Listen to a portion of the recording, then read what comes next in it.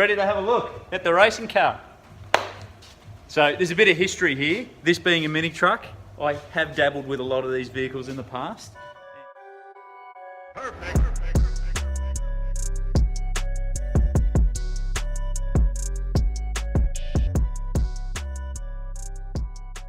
So the grand unveiling, here she is in all her glory. Sits nicely. Sits nicely. This is where this thing was destined to sit, even probably a little bit more lower. Being a mini truck, great thing to play with.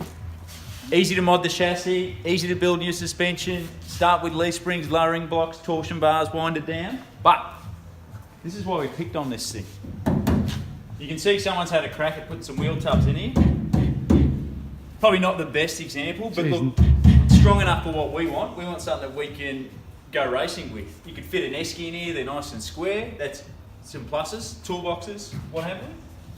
What sucked with these trucks back in the day was the size of the wheel arches. Have a look at these.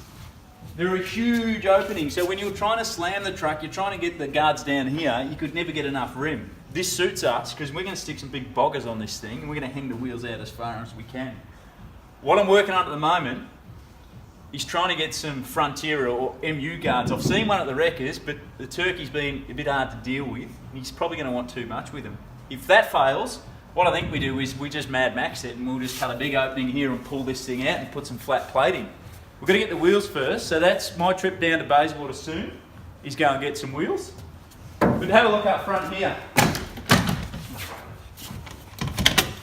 Someone's put that on with a self-tapping metal screw. That's not what we want. We're not going to need that anyway, that's not important. Something with these trucks. Kid welds them up. Get your nice fridge magnet here, always when you go and buy one of these. I bet you it's going to be dressed like a wedding cake here. So this is not a trick magnet. Look, sticks on. No dice. Full of filler in there. The other spots that'll have it are on the filler over there. The tailgate handle in the middle here. Oh, all over the tailgate by the looks of things. There'll be one over here. Typical thing, when you weld these things up, the panels just suck in and then you dress them like a wedding cake, paint them up shiny. By the looks of things, this truck used to be, it's had a couple of birthdays, but the original colour, it was a factory blue truck. So you can see in the back here, it was actually purple at some stage. Word on the grapevine is, some FMX guy gal used to have this thing. A few guys reckon they'd seen it around, so it's got a good bit of history here, this thing. But let's have a look underneath it. So we can see why it was sitting so low. You've been playing with this thing, mate, or? So you can see here, to slam it, we've just undone everything. Really? Good trick. Not going to get you far. Lowering blocks though, this thing's had a couple of inches in it. You can see here, someone's notched it. They've done the notch properly to engineer spec. It's a very familiar looking profile. They haven't painted anything. This is a problem.